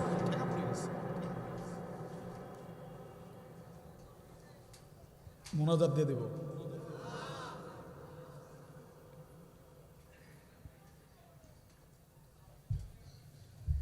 সব জায়গায় বিধান মানতে হবে কার? তাহলে ফিরে আসুন, কোরআনের কাছে ফিরে আসুন, জিহাদ করুন, দিন কায়েমের জন্য চেষ্টা চালান। সম্মানিত ভাইয়ের আমার, আপনারা যদি ভুটানের জমিনে বেড়াতে যান, মোনাজাত দিয়ে দেব এখন, কালেকশন ওটা মোনাজাতের আগে হবে। আপনাদের খারাপ লাগছে? সম্মানিত ভাইয়ের আমার, আপনারা যদি ভুটানের জমিনে বেড়াতে যান, তাহলে দেখতে পারবেন ভুটানের চারপাশে শুধু পাহাড় আর পাহাড়। যদি কখনো চীন দেশে ঘুরতে যান, চীনের অলিতে গলিতে দেখতে পারবেন শুধু ইঞ্জিনিয়ার। আর যদি কখনো ব্রাজিলের জমিনে ঘুরতে যান, দেখতে পারবেন ব্রাজিলের অলিতে গলিতে শুধু ফুটবলার। দুঃখজনক হলেও সত্য, বাংলাদেশের অলিতে গলিতে যান, বাংলাদেশের অলিতে গলিতে দেখতে পারবেন শুধু চোর আর বাটপার। এই চোর বাটপারের বাংলাদেশটাকে যদি একটি আদর্শ রাষ্ট্রে পরিণত করতে চান, এই দুর্নীতিবাদ সুদখোর ঘুষখোরদের এই বাংলাদেশটাকে যদি একটি ইনসাফ ভিত্তিক রাষ্ট্রে পরিণত করতে চান, আর কোনো পথ খোলা নাই মুসলমান, একটা বার কোরআনের সংবিধান দরকার। কিতাবুন আনজালনাহু ইলাইকা লিতুখরিজান নাস মিনাজ জুলুমাতি ইলান নূর। আল্লাহ রাব্বুল আলামিন বলেন, গোলামেরা শোনো, এই কুরআনুল কারীম তোমাদের প্রতি আমি এমনি এমনি নাজিল করি নাই। এই কুরআনুল কারীম আমি এমনি এমনি তোমাদের প্রতি নাজিল করি নাই। এই কুরআনুল কারীম রং তামাশা করার জন্য নাজিল করি নাই। এই কুরআনুল কারীমের কাজ হলো সমাজের শত অশ্লীলতা, সমস্ত জাহিলিয়ার অন্ধকার, সমস্ত জুলুম অন্যায় অবিচারের সব অন্ধকারকে মুছে ফেলে দিয়া এই কুরআনুল কারীম তোমাদেরকে আলোর পথ দেখাতে পারে। এই কুরআনুল কারীমের কাজ হলো, এই কুরআনুল কারীম সুদ ঘুষ দুর্নীতি বন্ধ করে দিয়া একটা আদর্শ রাষ্ট্র উপহার দিতে পারে। এই কুরআনুল কারীমের কাজ হলো তামাম মানবতাকে জাহান্নামের পথ থেকে ধরে ধরে জান্নাতের পথ দেখাতে পারে। তো এই সুদ ঘুষ দুর্নীতির জুলুমের অন্ধকার থেকে যদি আলো পেতে চান, শান্তি মুক্তি যদি পেতে চান, তাহলে কোরআনের কাছে আসতে হবে। কথা কার? আওয়াজ দিয়ে বলেন, কথা কার? আমার আল্লাহ বলেন, তাহলে কি করতে হবে? জিহাদ করতে হবে। সবচেয়ে বড় আমলটা তোমাদের করতে হবে জিহাদ। আপনারা বলবেন, হুজুর জিহাদ মানে কি? জিহাদের ব্যাখ্যা কি বলেন? প্রিয় ভাইয়েরা আমার, জিহাদ হলো আরবি শব্দ। একান্ত আপনজনেরা বিগত 16টি বছর জালিম সরকার তারা কি করেছে? জিহাদের বিরুদ্ধে লড়াই করেছে, যুদ্ধ করেছে। আপনারা দেখেছেন যারা এই জিহাদের কথা বলেছে তাদের বিরুদ্ধে সন্ত্রাসী মামলা দেওয়া হয়েছে। যারা এই জিহাদের মিছিল দিয়েছে, দিন কায়েমের আন্দোলন যারা করেছে তাদেরকে এই জঙ্গি বানানো হয়েছে। যারা এই জিহাদের কথা বলেছে তাদেরকেই জেলের ভিতরে বন্দি রাখা হয়েছে, তাদেরকে গুম করা হয়েছে, তাদেরকে ক্রসফায়ারের নামে হত্যা করা হয়েছে, তাদেরকেই জেলের ভিতরে নির্যাতন করা হয়েছে, তাদেরকে ফাঁসিতে ঝোলানো হয়েছে। ঠিক কিনা বলেন? সম্মানিত ভাইয়েরা আমার, কিন্তু জিহাদ মানে সন্ত্রাসী কর্মকাণ্ড করা নয়, জিহাদ মানে জঙ্গি তৎপরতা চালানো নয়, জিহাদ মানে রাজাকারি করা নয়, জিহাদ মানে মানবতা বিরোধী কোনো কাজ নয়। আরবি শব্দ জিহাদ, বাংলা অর্থ হলো চেষ্টা করা, ইংরেজিতে ট্রাই, বাংলাতে চেষ্টা, ইংরেজিতে ট্রাই, বাংলাতে চেষ্টা, ইংরেজিতে ট্রাই, আল্লাহর ভাষায় আরবিতে সেটাকে বলা হয় জিহাদ। চেষ্টা, চেষ্টা। জিহাদ মানে, যদি প্রশ্ন করি প্রিয় ভাইয়েরা আমার, আপনারা যারা আলোচনা শুনতে এসেছেন, চেষ্টা যদি না করতেন আসতে পারতেন নাকি? যদি চেষ্টা না করেন বাড়িতে ফিরতে পারবেন নাকি? এই যে বসে বসে আলোচনা শুনছেন, চেষ্টাটুকু যদি না করেন সোজা হয়ে দাঁড়াতে পারবেন নাকি? তাহলে উঠতে বসতে শুইতে খাইতে এমন ছোট ছোট কাজ করতে গিয়েও যদি চেষ্টার প্রয়োজন হয়, ও মুসলমানেরা, যশোরের মুসলমানেরা একটাবার জবান খুলে বলেন, আল্লাহর এই জমিনে আল্লাহর বিধানকে কায়েম করার জন্য চেষ্টার দরকার আছে না নাই?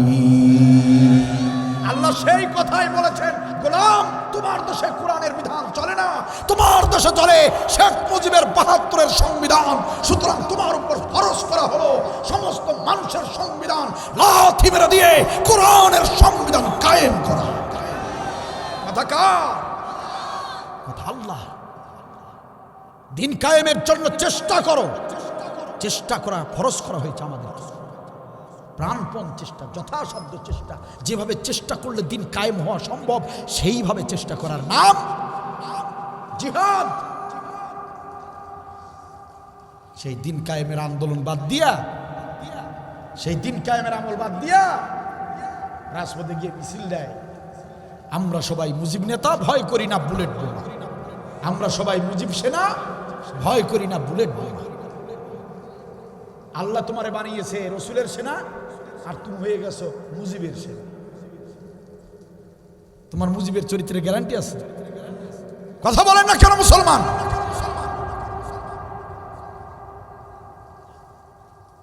চরিত্রের গ্যারান্টি যার, আদর্শ হবে তার। চরিত্রের গ্যারান্টি কার? নবী সাল্লাল্লাহু আলাইহি ওয়াসাল্লামের।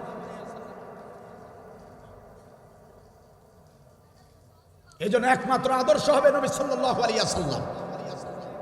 নবী ছাড়া আর কারো আদর্শ মানা যাবে না, মানা হারাম। ওয়া মাইয়াবতাগি গায়রাল ইসলামি দীনান ফালাই ইউকবালা মিন। কথা কার? ইসলাম বাদ দিয়ে, ইসলামী মতবাদ, ইসলামী আন্দোলন বাদ দিয়ে আপনি যে দলই করেন না কেন, সমস্ত মতবাদ আল্লাহর কাছে গ্রহণযোগ্য নয়। কথা কার? আপনি যদি বলেন আমরা সবাই জিয়ার সেনা, ভয় করি না বুলেট বোমা, বিশ্বাস করেন তওবা করে আপনাকে ইসলামে আবার নতুন করে আসতে হবে। আপনি যদি কেউ বলেন যে আমরা সবাই সাইদি সেনা, আপনাকে তওবা করে আবার ফিরে আসতে হবে। কারণ হলো যে আদর্শ নেতা আপনার আদর্শ মুজিব হতে পারে না, মুসলমানের আদর্শ জিয়া হতে পারে না, মুসলমানের আদর্শ সাইদি হতে পারে না। সাইদি সাহেবে তো এই কথা বারবার বলেছেন গোটা জাতিকে, যে তোমার আমার আদর্শ শুধু বিশ্ব নবী মুহাম্মদ সাল্লাল্লাহু আলাইহি ওয়াসাল্লাম। তাহলে মুসলমান মায়ের সন্তান হয়ে কোন বিবেকে তুমি রাজপথে গিয়ে সাধারণ মানুষকে আদর্শ নেতা বানিয়েছো? একটাবার ভাবা দরকার। তোমার এই আদর্শ মেনে নেবার কারণে আর কোনো পাপ লাগবে না, এই অপরাধে তোমাকে জাহান্নামে যেতে হবে, বাঁচার কোনো উপায় নেই, কোনো উপায় নেই।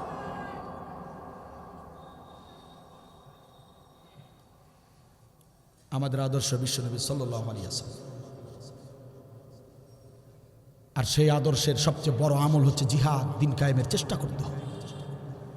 কিসের এত ভয় মুসলমানদের? দিন কায়েমের চেষ্টা করতে কিসের ভয়? কি হয়েছে? কথা বলেন কেন?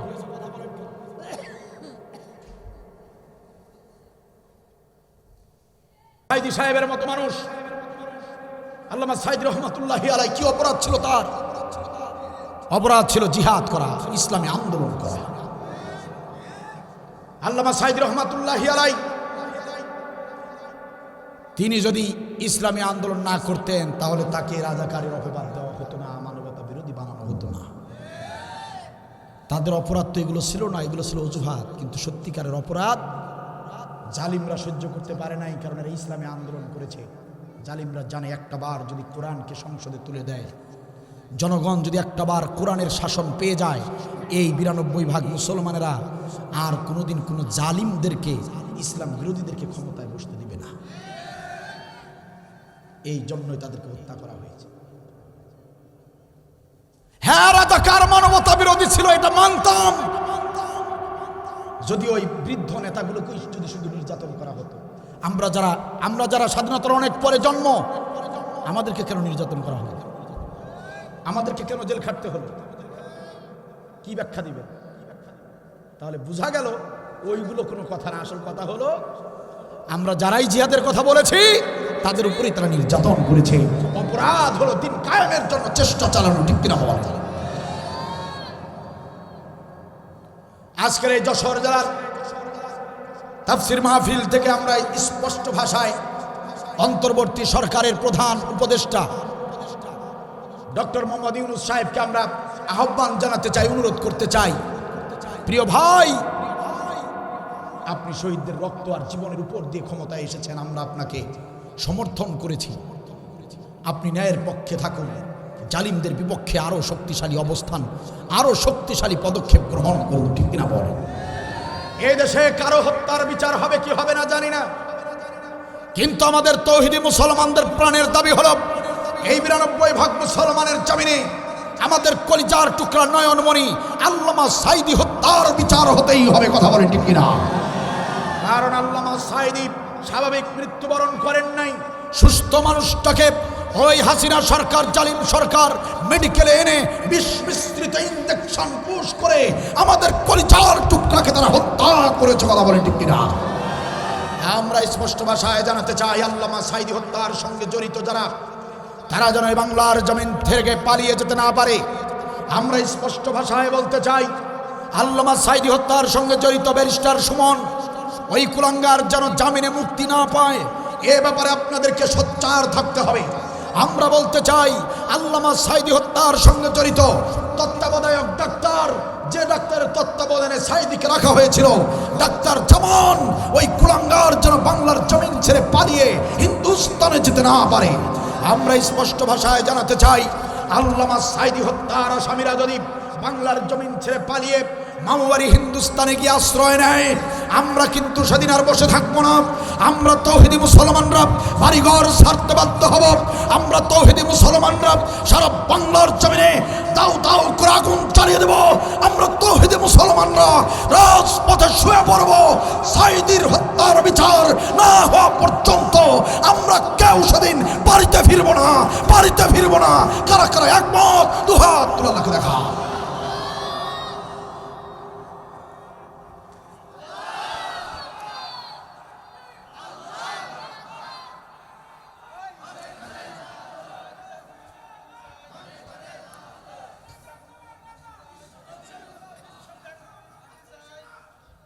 মাশাআল্লাহ, মাশাআল্লাহ, মাশাআল্লাহ, জাযাকাল্লাহু খাইর। মাশাআল্লাহ, মাশাআল্লাহ, জাযাকাল্লাহু খাইর। সম্মানিত ভাইয়েরা আমার, সুতরাং জিহাদ করতে শিখুন, সবচেয়ে বড় আমল। ছাত্র সমাজের দিকে তাকিয়ে দেখুন, তারা কি হিম্মত নিয়ে, তারা কি সাহসিকতা নিয়ে জালিমের বিরুদ্ধে মাঠে নেমেছিল। তারা যদি মাঠে না নামতো, আমার দেশের মুসলমানদের যে অবস্থা, 41 সাল পার করতো জালিমেরা। এই জন্য জিহাদের মন মানসিকতা নিয়ে ছাত্রদের কাছ থেকে শিক্ষা নিন। ওরা ছাত্র মেরে চেয়েছিল থাকতে ক্ষমতায়, ওরা আলেম মেরে চেয়েছিল থাকতে ক্ষমতায়, থাকিতে পারে নাই। আলেমরা পালায় না, জালেম পালায়।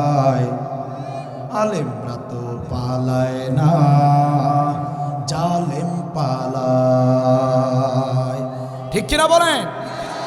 আমার দেশের জনগণ 5 আগস্টে হয়ে গেল জালিমের পতন। আমার দেশের জনগণ 5 আগস্টে হয়ে গেল জালিমের পতন।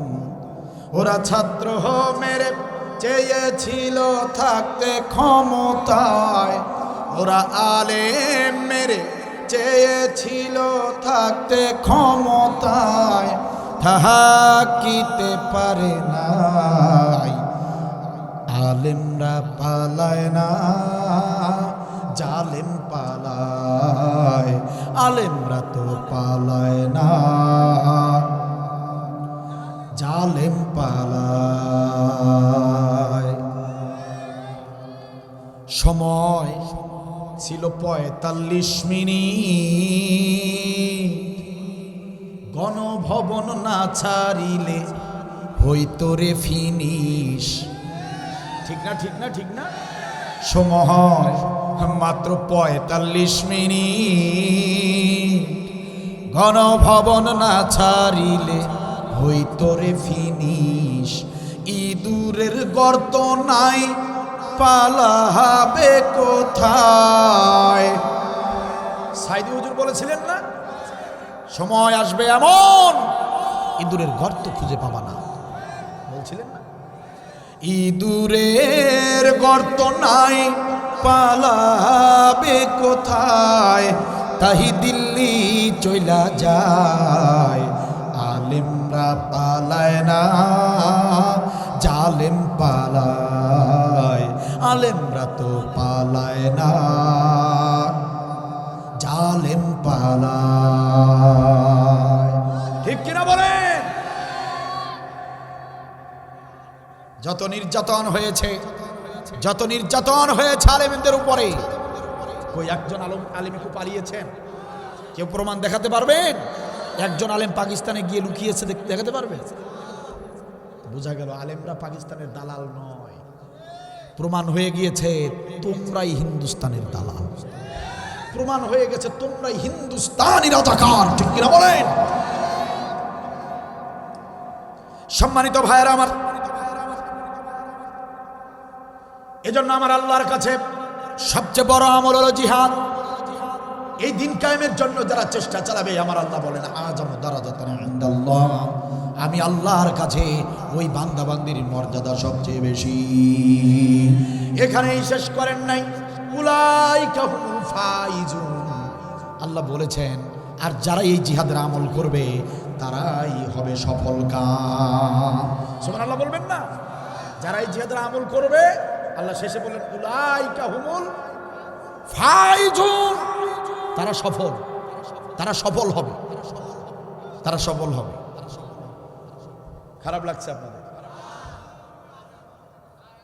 হ্যাঁ, বুঝতে পেরেছি। যাদের ভালো লাগার তাদের লেগেছে, সবারই আলোচনা ভালো লাগবে না।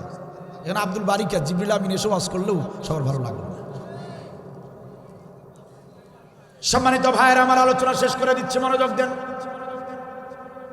শাইখ সাহেব আব্দুল বারির আলোচনা শুনতে গেলে সম্মানিত ভাইয়েরা সেই সাহস আর হিম্মত থাকা লাগবে, ইসলামের ন্যূনতম প্রাথমিক জ্ঞানটুকু থাকা লাগবে। সবার কাছে আমার আলোচনা ভালো লাগবে না। আব্দুল বারির আলোচনা সবার ভালো লাগতে পারে না। নবী 13 বছর মক্কার জমিনে কোরআনের দাওয়াত দিয়েছেন। 13 বছরে মাত্র 80 জন তার ওয়াজ শুনেছে, মাত্র 80 জন ব্যক্তি দাওয়াত গ্রহণ করেছেন। প্রিয় ভাইয়েরা আমার, একান্ত আপনজনেরা, কোরআন থেকে হুবহু যে আলেমরাই কথা বলবে, যে বক্তারাই কোরআনের মতো করে কথাগুলো বলবে, বেশিরভাগ লোকদের কাছে তাদের আলোচনা ভালো লাগবে না। প্রিয় ভাইয়েরা আমার, মনোযোগ দেন। এই আলোচনায় আজকের এই মাহফিলে একজন ব্যক্তিও যদি কোরআনের এই কথাগুলো শুনে যদি ইসলামী আন্দোলনে যোগ দেয়, একজন ব্যক্তিও যদি জিহাদের আমলটাকে বুঝে, এই আয়োজন যারা করেছেন তারা সার্থক হয়ে যাবেন। আমি আব্দুল বারী এত দূর থেকে এসেছি, আমিও সার্থক হয়ে যাব। একজন ব্যক্তিও যদি বুঝতে পারে তবে এই আয়োজন সফল হবে ইনশাআল্লাহ। প্রিয় ভাইয়েরা আমার, মনোযোগ দেন। নবী সাল্লাল্লাহু আলাইহি ওয়াসাল্লাম বলেন, কত বড় আমল জিহাদের আমল। শোনো, আল্লাহর কোন বান্দা বান্দি উটের দুধ দহন করার মতো সামান্য সময় যদি জিহাদের পথে ব্যয় করে, উটের দুধ দহন করতে যতটুকু সময় লাগে 20 থেকে 30 মিনিট সর্বোচ্চ, এমন সামান্য সময় যদি আল্লাহর কোনো বান্দা বান্দি জীবনে যদি এতটুকু সময় যদি জিহাদের পথে ব্যয় করে, নবী সাল্লাল্লাহু আলাইহি ওয়াসাল্লাম বলেন ওই ব্যক্তির জন্য জান্নাত ওয়াজিব হয়ে যায়। জান্নাত ওয়াজিব হয়ে যায়। রাসূলুল্লাহ সাল্লাল্লাহু আলাইহি ওয়াসাল্লাম বলেন মান রাবাতা লাইলাতান ফি সাবিলিল্লাহ কানাত কাল ফি লাইলাতিন সিয়ামুহা ওয়া কিয়ামুহা। হযরত ওসমান রাদিয়াল্লাহু থেকে বর্ণিত হাদিস। নবী সাল্লাল্লাহু আলাইহি ওয়াসাল্লাম বললেন, কি সুন্দর হাদিস তিনি বলেছেন, কি সুন্দর কথা তিনি বলেছেন। তিনি বলেছেন কোন ব্যক্তি যদি 1000 দিন রোজা রাখে, আবার যদি সেই 1000 রাত দাঁড়িয়ে দাঁড়িয়ে যদি নামাজ আদায় করে, 1000 দিনের রোজা 1000 রাতের যদি নামাজ আদায় করে, প্রিয় ভাইয়েরা আমার ভালো করে বুঝবেন, 1000 দিন রোজা রাখবে না খেয়ে, আবার 1000 রাত দাঁড়িয়ে দাঁড়িয়ে নামাজ পড়লে ওই ব্যক্তি যতটুকু সওয়াব পাবে, মান রাবাতা লাইলাতান ফি সাবিলিল্লাহ, জিহাদের পথে দিন কায়েমের পথে কোনো ব্যক্তি যদি একটা রাত, শুধুমাত্র একটা রাত যদি জাগ্রত থাকে, 1000 দিনের রোজা 1000 রাত নামাজ পড়লে যতটুকু সওয়াব, তার চেয়েও এক রাত দিন কায়েমের পথে জাগ্রত থাকলে বেশি সওয়াব দান করা হয়। সুবহানাল্লাহি ওয়া বিহামদিহি। এমন আমল দ্বিতীয়টা কোথায় খুঁজে পাবেন? কোথায় দেখাতে পারবেন এমন আমল?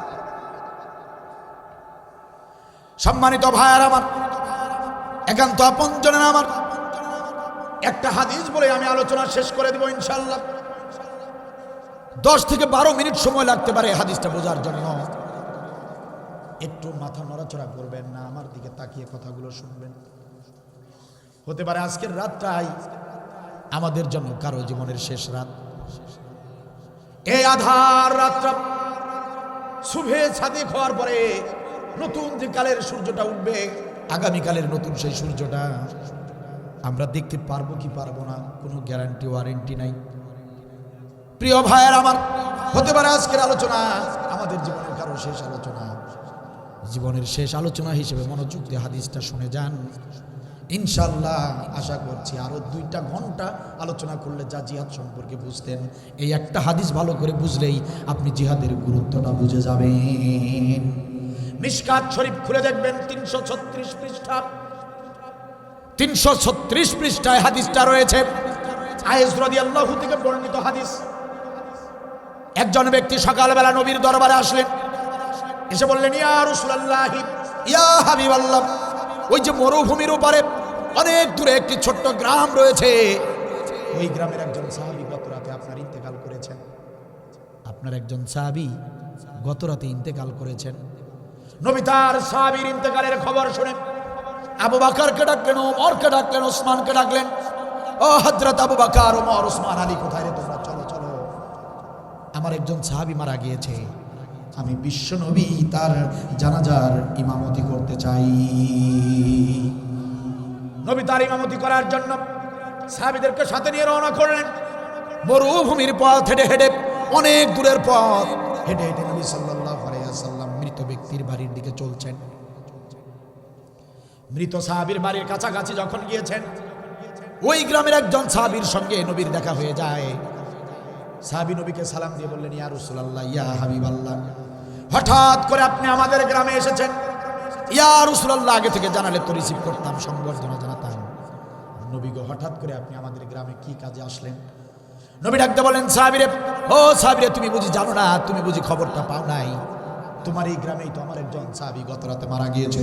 বললেন ইয়া রাসূলুল্লাহ, ইয়া হাবিবাল্লাহ, আপনার একজন সাহাবী আমাদের গ্রামে মারা গিয়েছে, তার খবর তো আমি ভালো করেই জানি, সে তো আমার বাড়ির সাথে বাড়ি, সে তো আমার নিকটতম প্রতিবেশী। নবীজি, তাহলে আপনি কি তার জানাজার ইমামতি করতে এসেছেন নাকি? নবী বললেন সাহাবীরে, ও সাহাবীরে, তুমি তো জানো আমার কোনো সাহাবী যদি মারা যায়, আমি নবী চেষ্টা করি তার জানাজার ইমামতি করার জন্য। আমি যখনই শুনেছি আমার সাহাবী মারা গিয়েছে, আমি এত দূর থেকে এসেছি আমার এই মৃত সাহাবীর জানাজার ইমামতি করার জন্য। জানাজার ইমামতি করার জন্য নবী এসেছেন। সাহাবী বলেন ইয়া রাসূলুল্লাহ, ইয়া হাবিবাল্লাহ, কার জানাজার ইমামতি করতে এসেছেন? নবী যে, আপনি কার জানাজার ইমামতি করতে এসেছেন? নবী, আপনি তো জানেন না আমি তো ওই ব্যক্তির প্রতিবেশী, যে লোকটা মারা গিয়েছে তার ঘর আর আমার ঘর একদম পাশাপাশি। ইয়া রাসূলুল্লাহ, জীবনে সে এক ওয়াক্ত নামাজ আদায় করে নাই। ইয়া হাবিবাল্লাহ, জীবনে কোনো হজ জাকাত, দান সদকা, মসজিদ মাদ্রাসা, মানবতার সেবা কোনো কাজই সে করে নাই। আত্মীয়তার হক, প্রতিবেশীর হক, কোনো ফরজ আমলই সে করে নাই। কোনো নেক আমল তার জীবনে নাই। জীবনে কোনো ভালো আমল করে নাই। যে ব্যক্তিটা জীবনে কোনো নেক আমল করে নাই, ইয়া রাসূলুল্লাহ, তার জানাজার ইমামতি করতে আপনি কেন এসেছেন? ও তো নির্ঘাত জাহান্নামে যাবে। একজন জাহান্নামী ব্যক্তির জানাজা আপনি জান্নাতি নবী হয়ে পড়াবেন, এটা শোভনীয় হবে না। নবী সাল্লাল্লাহু আলাইহি ওয়াসাল্লাম বললেন, সাহাবীরে, ও সাহাবী, সিদ্ধান্ত পরে নেব, আগে চলো মৃত ব্যক্তির বাড়ির ভিতরে যাই। নবী সব সাহাবীদেরকে নিয়ে মৃত ব্যক্তির বাড়ির ভিতরে ঢুকে পড়লেন। ভিতরে ঢুকে দেখলেন সাহাবীকে লাশটাকে গোসল করিয়ে সুন্দর করে খাটিয়ার উপরে কাফন পরিয়ে রাখা হয়েছে। এখন শুধু জানাজা নামাজটা বাকি। কিছুক্ষণের ভিতরেই ওই গ্রামের যত মুসলমান সাহাবী ছিল জানাজা নামাজ পড়বার জন্য তারা মৃত ব্যক্তির বাড়িতে জমায়েত হয়ে গিয়েছে। নবী দেখলেন বেশ কিছু মুসলমান জানাজা পড়তে এসে পড়েছে। বেশ কিছু সাহাবী জড়ো হয়ে গিয়েছে ওই গ্রামের। নবী এই জন্য তাদেরকে দেখে তিনি সাহাবীদের সামনে এসে বললেন, ও আমার সাহাবীরা, শোনো, তোমাদের বাড়ি এই গ্রামে, তোমাদের সাথে আমার কিছু কথা আছে, মনোযোগ দিয়ে শুনবে। সাহাবীরা বললেন, ইয়া রাসূলুল্লাহ, বলেন আপনি কি বলতে চান, আমরা বিনয়ের সঙ্গে আপনার কথাগুলো শুনব। নবী বললেন, সাহাবীরা রে, ও সাহাবীরা আমার, এই যে তোমাদের গ্রামের তোমাদের ভাই মারা গিয়েছে, আমি যখনই সংবাদ পেয়েছি এক মিনিট দেরি করি নাই, এক মুহূর্ত আমি বিলম্ব করি নাই। সাহাবীর মৃত্যুর কথা শুনে আমি আবু বকরকে, উসমানকে নিয়ে ছুটে দৌড়ে এসেছি তার জানাজা নামাজের ইমামতি করার জন্য। আমি তার জানাজার ইমামতি করার জন্য এসেছি। কিন্তু আমি এখানে এসেই শুনতে পেরেছি আমার এই সাহাবী নাকি জীবনে কোনো ভালো আমল করে নাই, জীবনে তার কোনো নেক আমল নাই। আমার কাছে কয়েকজন সাহাবী বলেছে, একজন নয় কয়েকজন আমার কানে কানে এসে বলেছে, ইয়া রাসূলুল্লাহ, যার জানাজা আপনি পড়াতে এসেছেন এই ব্যক্তি বিনা হিসাবে জাহান্নামে যাবে। ও আমার সাহাবীরা, শোনো, আমার হাতে হাত রেখে কালেমা পড়েছে এই সাহাবী, এই যে লাশ হয়ে খাটিয়ার উপরে শুয়ে আছে। ও আমার সাহাবীরা, তোমাদের কাছে আমি জানতে চাই, কেমন আছো? আমার এই মৃত সাহাবী তার জীবদ্দশায় একটা ভালো কাজ করেছে, একটা ভালো আমল করেছে, এমন সাক্ষী দিবা, এমন কে আছো বলো? ও আমার সাহাবীরা, এই যে লাশ হয়ে শুয়ে আছে আমার সাহাবী, এই ব্যক্তি তার জীবদ্দশায় একটা ভালো কাজ করেছে, এমন সাক্ষী কেউ দিতে পারবা নাকি? ও আমার সাহাবীরা, বলো কে আছো এমন একটা ভালো কাজের সাক্ষী দিবা? কে আছো এমন একটা ভালো কাজের সাক্ষী দাও? আমার এই সাহাবী একটা ভালো কাজ করেছে, এমন সাক্ষী দাও, কে আছো বলো?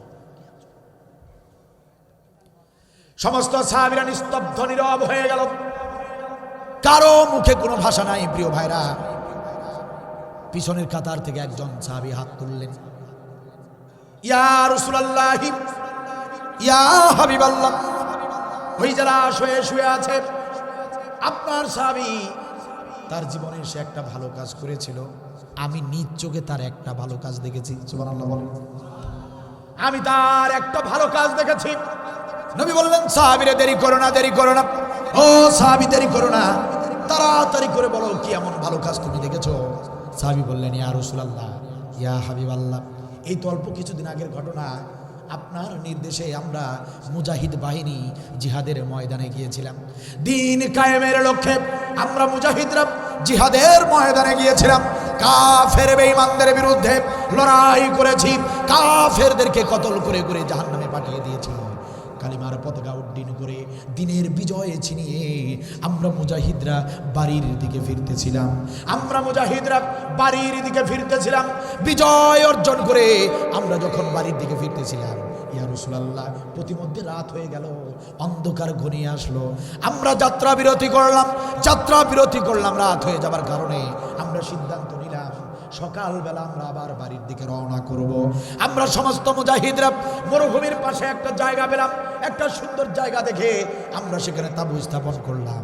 সেই তাঁবুর নিচে আমরা মুজাহিদরা লাইন ধরে শুয়ে পড়লাম। ইয়া রাসূলুল্লাহ, আমরা জিহাদের ময়দান থেকে ফিরেছি। আমাদের কারো হাত কাটা, কারো পা কাটা, কারো মাথা ফাটা, কারণ কাফেরদের সঙ্গে আমরা যুদ্ধ করেছি। আমরা কেউই সুস্থ নই, আমরা সবাই আহত অসুস্থ মানুষ। আমরা তাঁবু স্থাপন করে দ্রুত শুয়ে পড়েছি। আমরা ঘুমিয়ে যাব এমন সময় ঘুম ঘুম ভাব যখন চলে এসেছে, এমন সময় পাহাড়ি জঙ্গলের হিংস্র প্রাণীদের গর্জন শুনতে পেলাম। হিংস্র প্রাণীদের গর্জন যখন শুনতে পেলাম, আমরা শোয়া থেকে সবাই দাঁড়িয়ে গেলাম, ভীত সন্ত্রস্ত হয়ে গেলাম। বুঝতে আর বাকি রইল না, খুব কাছেই হিংস্র প্রাণীরা আছে, নিশ্চয়ই সেখানে জঙ্গল আছে অথবা পাহাড় আছে, আর সেখানে বড় বড় হিংস্র প্রাণী আছে, আর ওই হিংস্র প্রাণীগুলো গর্জন দিচ্ছে, নির্ঘাত মরে যাব, বাঁচার তো কোনো উপায় নাই। ওই হিংস্র প্রাণীগুলো যদি একবার তাঁবুর ভিতরে ঢুকে যায়, একটাবার যদি আমাদের শরীরের গন্ধ পেয়ে যায়, ওই হিংস্র প্রাণীরা তাঁবুর ভিতরে ঢুকে আমাদেরকে ছিঁড়ে ছিঁড়ে খাবে, বাঁচার তো কোনো উপায় থাকবে না। ইয়া রাসূলুল্লাহ, ইয়া হাবিবাল্লাহ, আমরা বেকায়দায় পড়ে গেলাম। আমরা মুজাহিদরা অসুস্থ মানুষ, আহত মানুষ, তাঁবুর নিচে শুয়েছি, আর এখন হিংস্র প্রাণীদের গর্জন শুনতেছি। কোনো ধরনের পথ খোলা নাই, মৃত্যু ছাড়া আমাদের তো কোনো বাঁচার উপায় নাই। ইয়া রাসূলুল্লাহ, কোনো পথ না পেয়ে, কোনো উপায় না পেয়ে আমরা আল্লাহর দরবারে মুজাহিদরা হাত তুলে সাহায্য প্রার্থনা করলাম। আমরা সবাই আল্লাহর কাছে প্রার্থনা করলাম, রব্বুল আলামিন, আমরা কারা, আমাদের পরিচয় তুমি ভালো করে জানো। তোমার হাবিবের নির্দেশে আমরা জিহাদের ময়দানে গিয়েছিলাম, জিহাদ করে বিজয় অর্জন করে বাড়ির দিকে ফিরতেছি। রব্বুল আলামিন বুঝতে পারি নাই, আল্লাহ গো বুঝতে পারি নাই, পাশেই যে জঙ্গল আছে আর সেখানে হিংস্র প্রাণী আছে, আমরা বুঝতে পারি নাই, জানতে পারি নাই। আমরা এখন শুয়ে পড়েছি, হিংস্র প্রাণীরা গর্জন দিচ্ছে। রব্বুল আলামিন, বাঁচার তো কোনো উপায় নাই। রব্বুল আলামিন মেহেরবানি করে আপনি আমাদের জন্য একজন সাহায্যকারী পাঠিয়ে দিন। ইয়া রাসূলুল্লাহ, আমরা আল্লাহর কাছে সাহায্য চাইলাম, আমাদের চাইতে দেরি হয়েছে, কিন্তু আমাদের দোয়া আল্লাহ কবুল করতে দেরি করেন নাই। সুবহানাল্লাহ বলে। আমরা দোয়া মোনাজাত শেষ করতে তাকিয়ে দেখলাম আমাদের তাঁবুর ভিতরে একজন অচেনা যুবক প্রবেশ করেছে। অজানা এক যুবক প্রবেশ করেছে, আমাদের কাছে এসে বলল, কে তোমরা, কি তোমাদের পরিচয়? আমার বাড়ির সামনে মরুভূমিতে তাঁবু স্থাপন করেছো, কার অনুমতি নিয়ে তাঁবু স্থাপন করেছো? কি তোমাদের পরিচয়, তাড়াতাড়ি বলো। আমরা বললাম, হে যুবক, ও যুবক রে, আমাদের তেমন বড় কোনো পরিচয় নাই। আমরা বিশ্ব নবীর মুজাহিদ সাহাবী, কাফের বেঈমানদের বিরুদ্ধে লড়াই করে বিজয় অর্জন করে বাড়ির দিকে ফিরতেছি। ইয়া রাসূলুল্লাহ, এই পরিচয় যখন আমরা দিলাম, ওই যুবক আমাদেরকে বলল, বিশ্ব নবীর সাহাবীরা, ও বিশ্ব নবীর মুজাহিদ সাহাবীরা, চিন্তা করো না, তোমরাও জেনে খুশি হবে, আমিও তোমাদের মতোই নবীর হাতে হাত রাখা কালেমা পড়া একজন সাহাবী। তোমরা যে নবীর সাহাবী, আমি নিজেও সেই নবীর সাহাবী। চিন্তা করো না রে, ও নবীর মুজাহিদরা, চিন্তা করো না, ভয় পাবার কোনো কারণ নাই। আমি তোমাদের দোয়া মুনাজাত শুনেছি, তোমরা ভীত সন্ত্রস্ত হয়ে গেছো, ভয় পেও না। ও মুজাহিদ সাহাবীরা, আমি অধম গুনাহগার, জীবনে ভালো কোনো কাজ করতে পারি নাই, আজকে একটা ভালো কাজ করার সুযোগ পেয়েছি, সেই কাজটা আমি করতে হাতছাড়া করব না, এই সুযোগ আমি হাতছাড়া করব না। ও মুজাহিদ সাহাবীরা, আমি এতটুকু ভালো করে জানি, আসমানের নিচে আর জমিনের উপরে আল্লাহর কাছে জিহাদের সৈনিকদের মর্যাদা সম্মান সবচেয়ে বেশি। ও মুজাহিদ সাহাবীরা, তোমরা আল্লাহর কাছে খুবই মূল্যবান, তোমরা বড় দামি। ও সাহাবীরা,